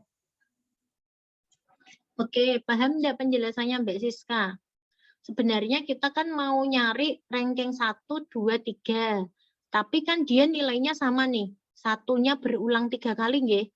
Kan enggak bisa kita bilang, oh ini ranking 1, padahal nilainya kan sama, nggih. Maka ranking 1 tambah 2 tambah 3, tadi kan 6. 6 dibagi 3 tempat. Nggih, jadi semuanya ranking 2. Gitu, nggih. Oke, lanjut Mbak Siska. Selanjutnya, dari buku halaman 131 pada petunjuk pengisian tabel poin D, jika data tersebut hanya 1, maka nilai ranknya sama dengan nomor urutnya. 4 ini muncul hanya 1 kali. 3 ini hanya muncul 1 kali. Sehingga nilai range dari 3 ini adalah sama dengan nomor urutnya.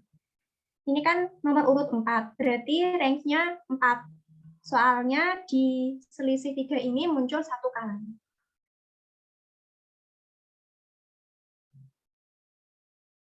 Oke, tadi kan rankingnya 1, 2, 3, nggih. Sudah ada 3 tempat. Habis itu kan langsung ranking 4. Jadi kalian jangan cari ranking 3. Ranking 3 nggak ada. Ya, habis itu ranking 4.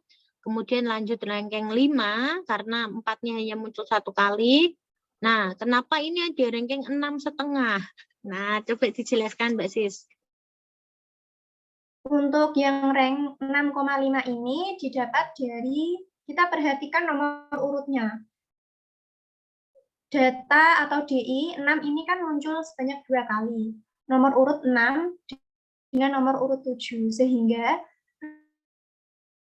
6 ditambah 7 dibagi 2. Dibagi 2 karena nilai 6 muncul sebanyak 2 kali. 6 ditambah 7 sama dengan 13. Lalu kita bagi 2. 13 dibagi 2 sama dengan 6,5. Sehingga nilai range dari data 6 ini adalah 6,5.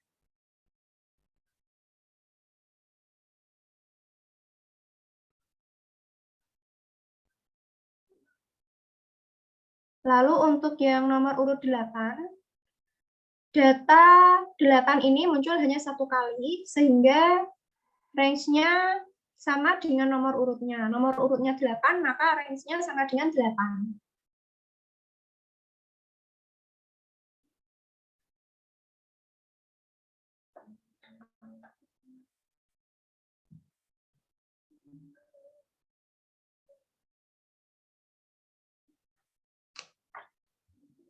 Bagaimana teman-teman? Apakah sudah jelas?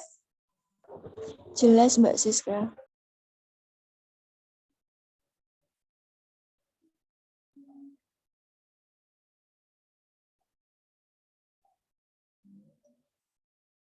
Untuk selanjutnya, sudah mengetahui nilai range dari data ini. Langkah selanjutnya, ada tanda positif dan tanda negatif.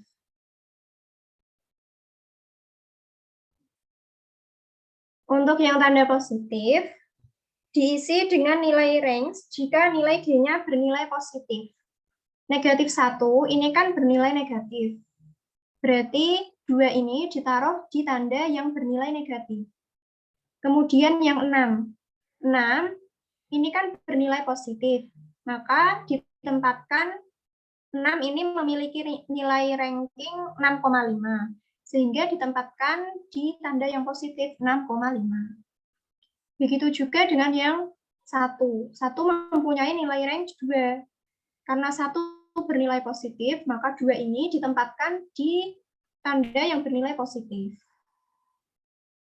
Untuk yang negatif 6 ini, nilai range-nya adalah 6,5. Negatif 6 ini kan bernilai negatif, maka nilai range-nya 6,5 ini ditempatkan di tanda yang bernilai negatif. Begitu seterusnya. Apakah sudah paham teman-teman? Sudah, Mbak. Paham, Mbak.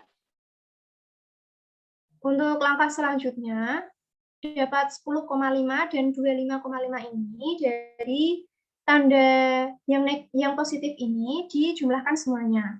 6,5 ditambah 2 ditambah 2. Sehingga mendapatkan 10,5. Untuk yang tanda negatif, dapat 25,5 diperoleh dari 2, ditambah 6,5, ditambah 8, ditambah 4, ditambah 5. Sama dengan 25,5.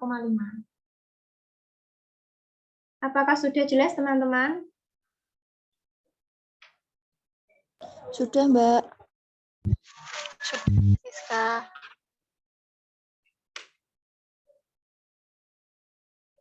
Kemudian langkah selanjutnya kita menentukan nilai W hitungnya. Nilai W hitung adalah bilangan yang terkecil antara jumlah rank yang bernilai positif dan jumlah rank yang bernilai negatif.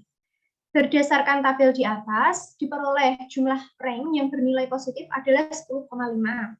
Jumlah rank yang bernilai negatif adalah 25,5. Kita ambil nilai yang terkecil. 10,5 dengan 25,5 lebih kecil yang mana? Sehingga diperoleh nilai W hitungnya 10,5 dari jumlah rank yang paling kecil.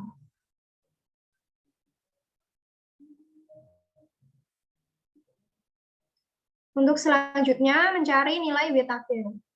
Untuk N sama dengan 8, dengan alfa sama dengan 0,05, maka nilai W tabelnya diperoleh sama dengan 4. W tabel sama dengan 4 diperoleh dari buku halaman 275 tabel harga kritis uji Wilcoxon.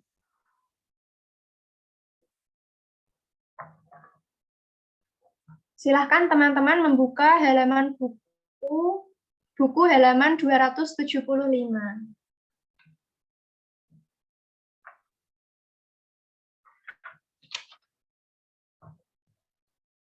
Di buku halaman 275 tertulis untuk N sama dengan 8 dengan alfa 0,05 adalah 4.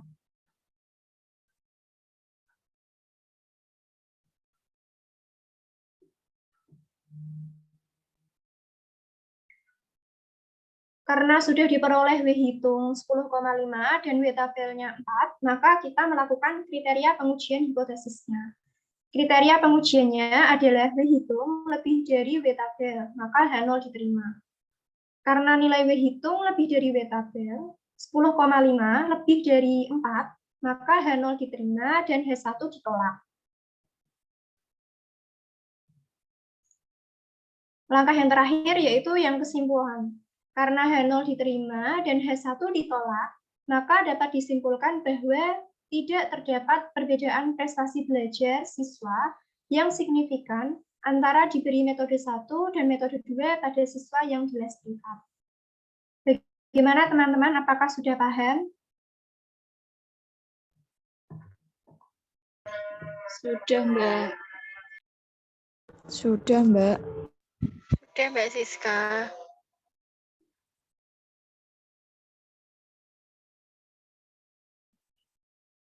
Untuk yang selanjutnya, jika persoalan di atas dikerjakan dengan SPSS, maka langkah-langkah pengerjaannya sebagai berikut.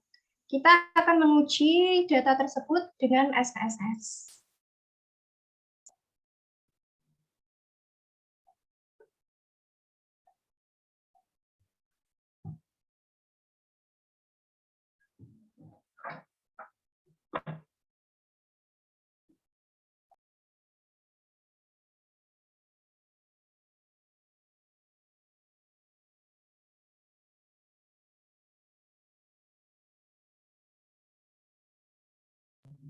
Untuk langkah-langkah di SPSS, yaitu buatlah 2 buah variabel.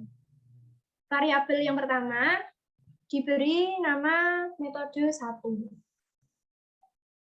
Untuk yang variabel yang kedua diberi nama metode 2. Sehingga muncul tampilan seperti berikut. Dari data ini, tipe variabel numeriknya yaitu 0.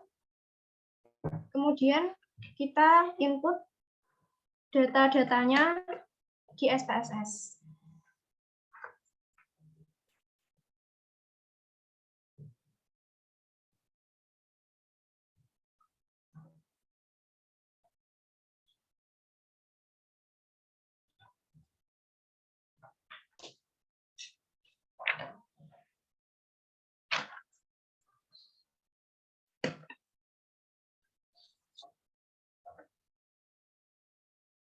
Apakah teman-teman sudah menginput datanya di SPSS?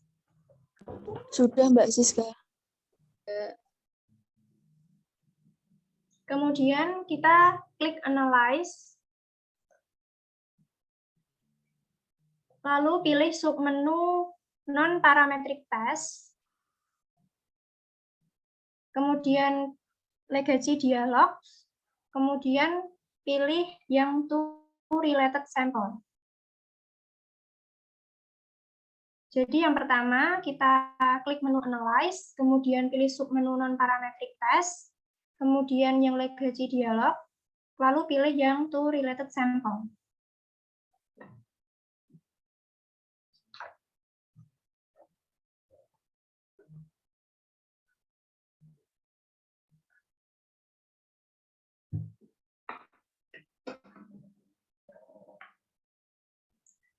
Klik dengan mouse variabel metode 1 dan metode 2. Kemudian masukkan ke kotak test pairs. Metode 1 di variabel 1, metode 2 di variabel kedua. Lalu pilih test type yang diinginkan. Dalam hal ini adalah uji Wilcoxon. Maka klik mouse pada pilihan Wilcoxon.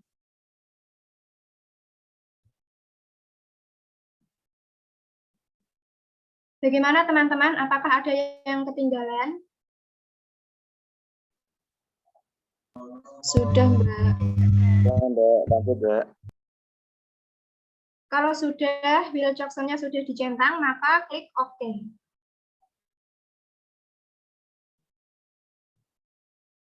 Apakah tampilan output-nya sudah ada? Sudah Mbak Siska. Sudah Mbak. Di output SPSS ini ada output ranks dan output tes statistik. Jadi output yang pertama, yaitu output ranks, dapat diperlihatkan bahwa nilai W hitungnya adalah jumlah rank terkecilnya, yaitu 10,50 atau 10,5. Lalu dari output kedua, yang tes statistik ini, ditampilkan nilai Z hitung sama dengan negatif 1,057 dengan asymptotalnya 0,291. Untuk kriteria pengujian hipotesis. Mohon maaf Mbak Siska, kamu bisa share screen outputnya, no?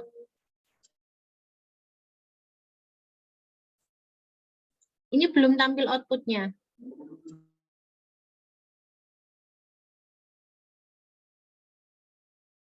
Kalau ini sudah, Bu. Sudah. Jadi di SPSS untuk uji Wilcoxon ini terdapat dua output. Output yang pertama yang berjudul ranks. Dapat diperlihatkan bahwa nilai W hitung ditunjukkan oleh jumlah rank terkecilnya, yaitu 10,50. Lalu untuk yang output kedua, yang tes statistik, dapat diperlihatkan bahwa nilai Z hitungnya adalah negatif 1,057 dengan asymptotalnya 0,291.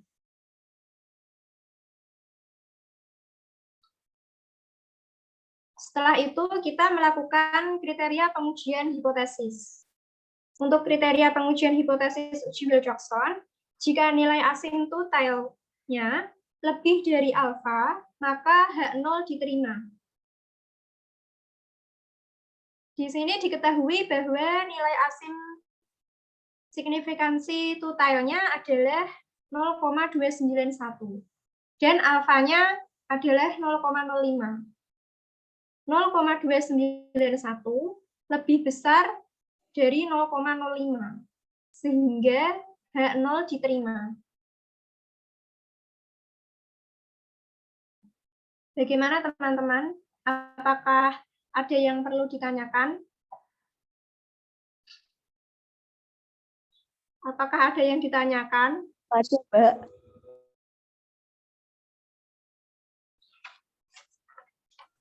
Langkah yang berikutnya, karena sudah diketahui H0 diterima, maka dibuat kesimpulan. Karena H0 diterima dan H1 ditolak, maka dapat disimpulkan bahwa tidak terdapat perbedaan prestasi belajar siswa yang signifikan antara diberi metode 1 dan metode 2 pada siswa yang jelas privat.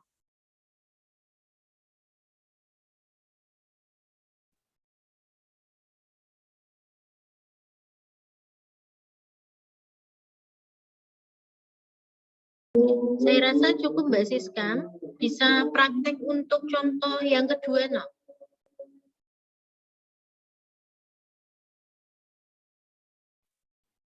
Untuk contoh soal yang kedua, langsung lewat SPSS atau bagaimana, Bu? Ya, langsung SPSS, Mbak.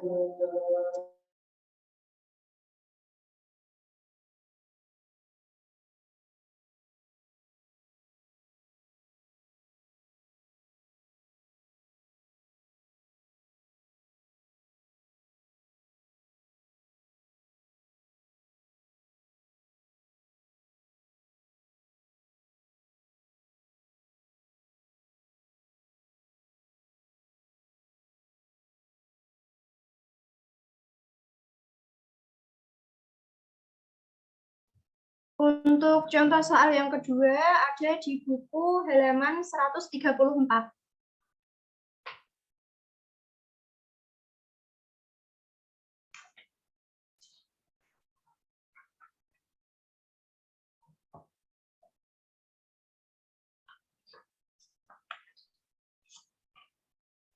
Oke, nah Ibu beri penjelasan sedikit ya.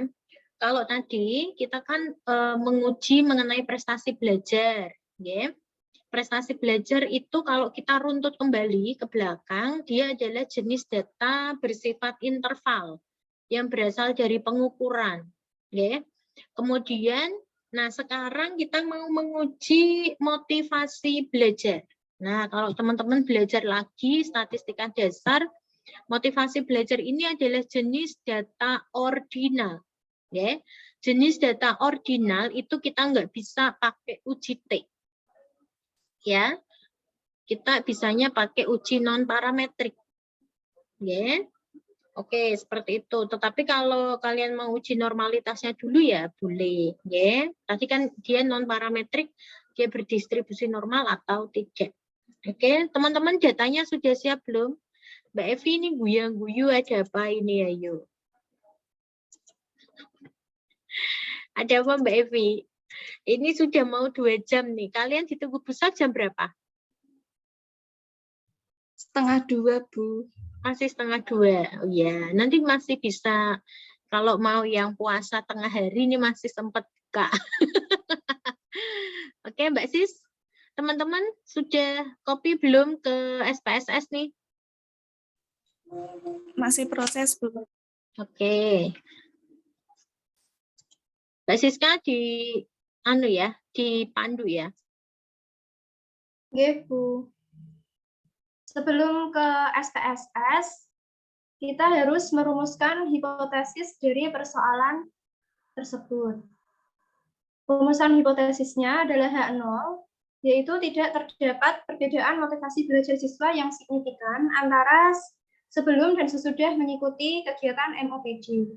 Kemudian yang H1-nya, yaitu terdapat perbedaan motivasi belajar siswa yang signifikan antara sebelum dan sesudah mengikuti kegiatan MOPD. Kemudian kita akan menguji langkah-langkah di SPSS.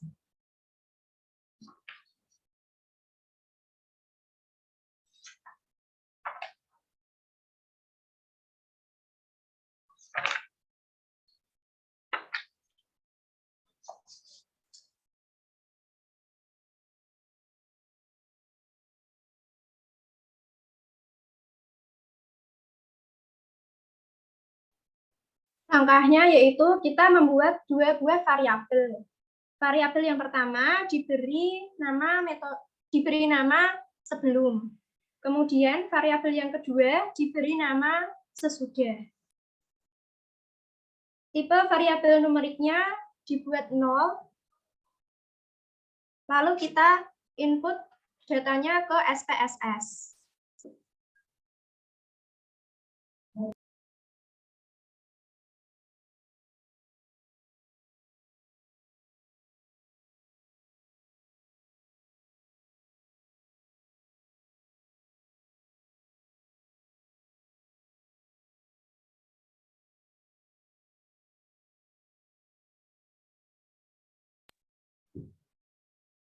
Apakah teman-teman sudah selesai menginput datanya ke SPSS? Sudah, Mbak.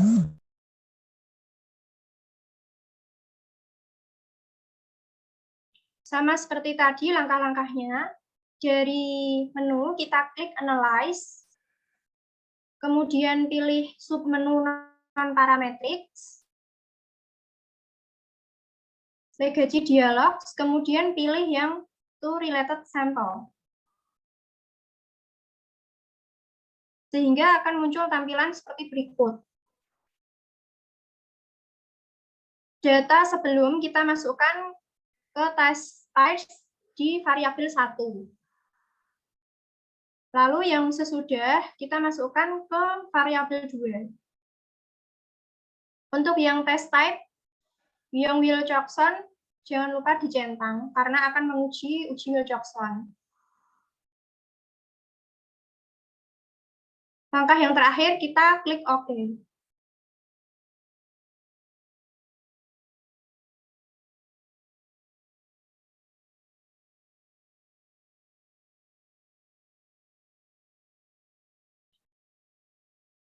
Sehingga akan muncul tampilan output seperti berikut.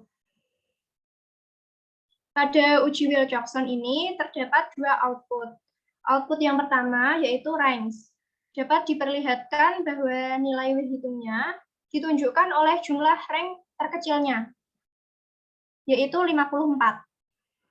Yang ini, 54,00. Lalu dari output yang bawah, yang kedua, yaitu tes statistik, dapat ditampilkan nilai Z hitungnya adalah negatif 2,186.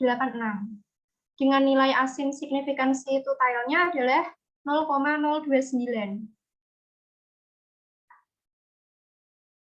Setelah diperoleh, kita akan menguji hipotesisnya. Untuk kriteria pengujian hipotesisnya, sama seperti tadi, yaitu jika nilai signifikansi totalnya lebih dari alfa, maka H0 diterima.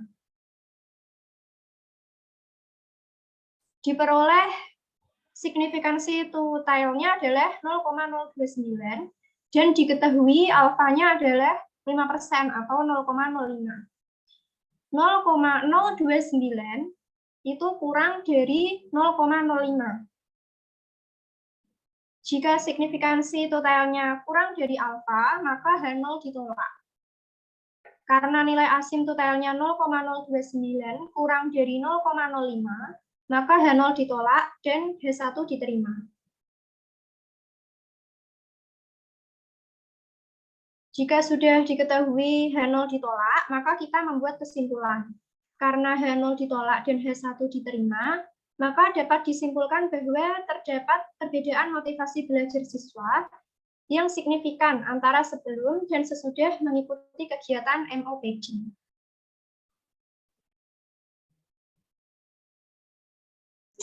Oke, bagus sekali Mbak Siska atas penjelasannya. Ibu harapkan teman-teman bisa mengikuti dan menulis ya di halaman 138 tadi yang sudah kalian kerjakan, ya, keluar output SPSS-nya seperti ini. Kemudian jangan lupa untuk dilengkapi data-data penarikan kesimpulan, karena kalau teman-teman cuman save output SPSS-nya begini, ya, nanti lupa deh cara bacanya, seperti itu, ya kan? Oke, thank you Mbak Siska. Ada lagi yang mau disampaikan, Nak?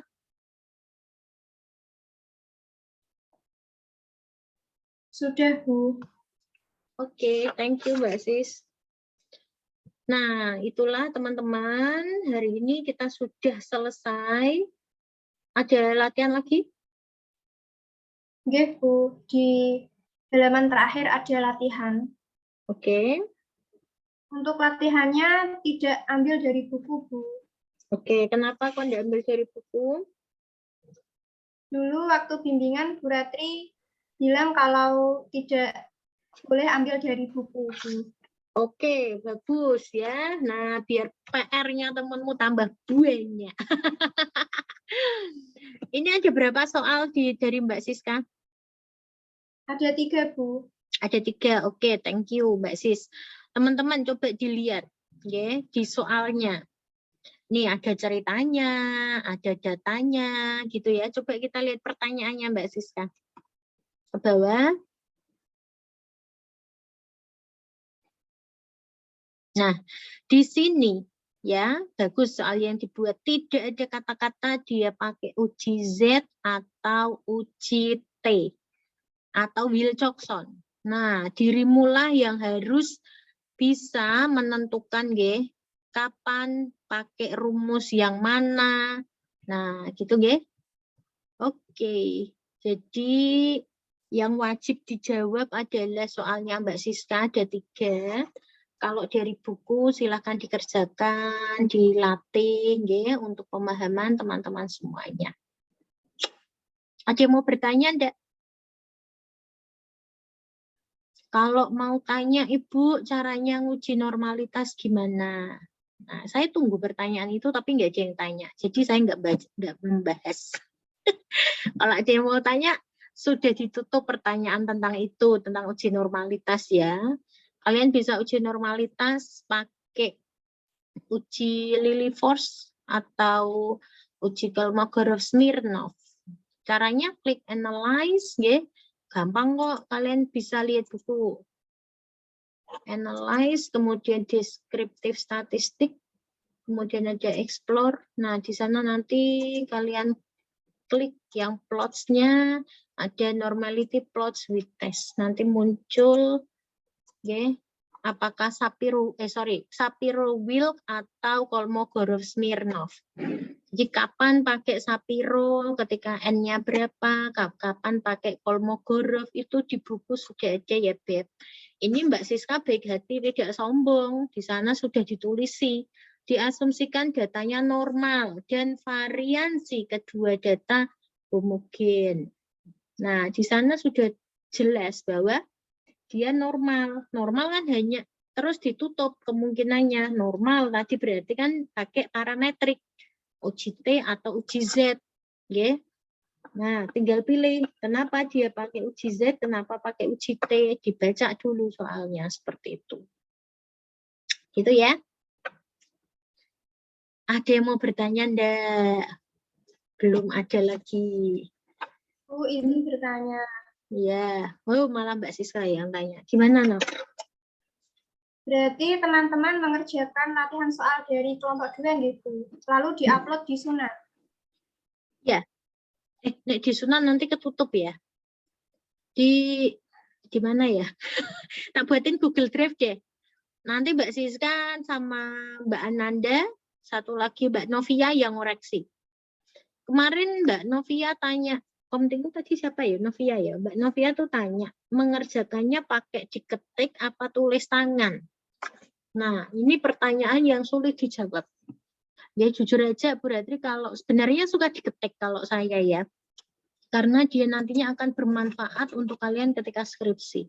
Tapi aku sangat seuzon pakai banget ya. Mungkin nanti yang ngerjain cuma 1 orang, yang lain copy and paste, rename file, ganti namamu. Itu saya sangat seuzon. Jadi sih kalau Bu Ratri jujur aja enggak ini ya, tidak mematok kalian harus ketik atau tulis tangan, terserah. Tapi lebih enak memang diketik karena kan kamu pakai SPSS, kamu tinggal copy outputnya, tinggal nulis hipotesisnya tuh lengkapnya seperti apa, gitu ya. Diketik boleh, tetapi ukurannya adalah dirimu sendiri. Kalian mau jujur atau enggak itu dari diri kalian sendiri, ya. Gitu Jika tidak bisa gimana Bu? Enggak bisa ya minta tolong diajari. Bukan caranya dengan minta jawabannya Anda, ya. Misalkan belum punya SPSS gimana ya Bu ya? Mainlah ke prodi, kami punya komputer, boleh di sana dipakai. Tidak hanya Mas Alvin loh ya yang boleh menggunakan, semuanya boleh pakai, di sana di SPSS. Komputernya insya Allah juga speknya sudah paling bagus tuh, RAM-nya 16. Saya rasa mudah. Ada yang mau bertanya lagi? Nanti Mbak Siska yang ngoreksi ya. Neng ini wis buka jawabannya belum, no? Nggak ada toh? Belum, Bu. Belum. Nah, nanti ojo dikasih ya. Jangan dikasih, nggih. Ini karena nanti Bu Saf kan kuliah 1:30. Nanti paling sampai asar. Ada yang bantu ibunya masak, ada yang belum tidur siang. Nanti tugasnya dikerjakan paling lambat besok. Besok ada kuliah enggak? Besok kan Rebo, biasanya kuliah pada libur. Ada, Bu. Ada. Bu, mata kuliah. Soalnya Ada, Kak Pita ada tugas, Bu. Oh, gitu ya. Berarti dikerjain nanti malam sambil mendengarkan tadarus. Kalau kamu ngerjain mbek tadarusan kan ra iso. Masuk lambene tadarus tapi tangannya ngeklik SPSS kan enggak bisa. Sambil mendengarkan tadarus saya rasa bisa kok 2 jam bisa selesai. Wong ini kita ngomong ngono 2 jam. Gitu ya. Oke. Kapan deadline-nya? Mbak Siska, kelompokmu ngasih deadline kapan maksimal? Besok saja, Bu. Oke, oh, Mbak Siska tuh baik hati. Besok pukul 23. Ojo Mbak Siska udah tidur ya 23 ya. Ya wes ini. Terakhir jam 11 malam Mbak Siska boleh ngoreksinya kapan. Gitu nggih? Setelahnya, seri setelahnya atau kapan. Gitu ya Mbak Sis ya. Nanti Mbak Siska laporan ke Bu Ratri mengenai hasil pekerjaannya teman-teman. Oke? Saya rasa Bu. cukup. Oh iya? Nah? Ini untuk yang kelompok 2, saya, Mbak Ananda, dan Mbak Novia tidak perlu upload, Bu.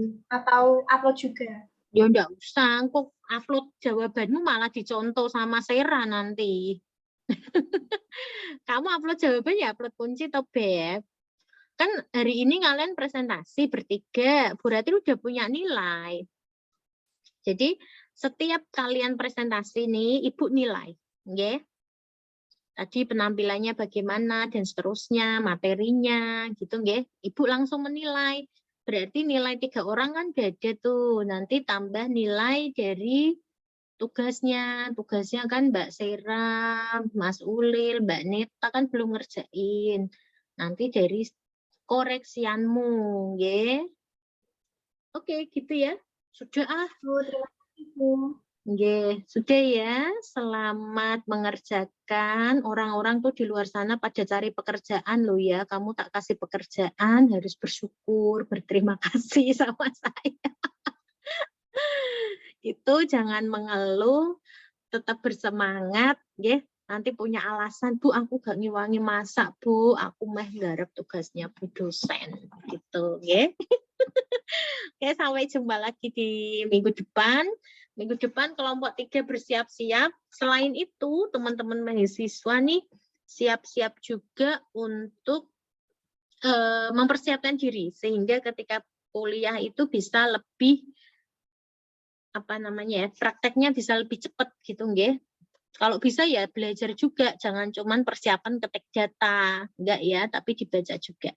Oke, saya akhiri Bu, mohon maaf jika ada banyak salah kata dari Bu Ratri, nggih.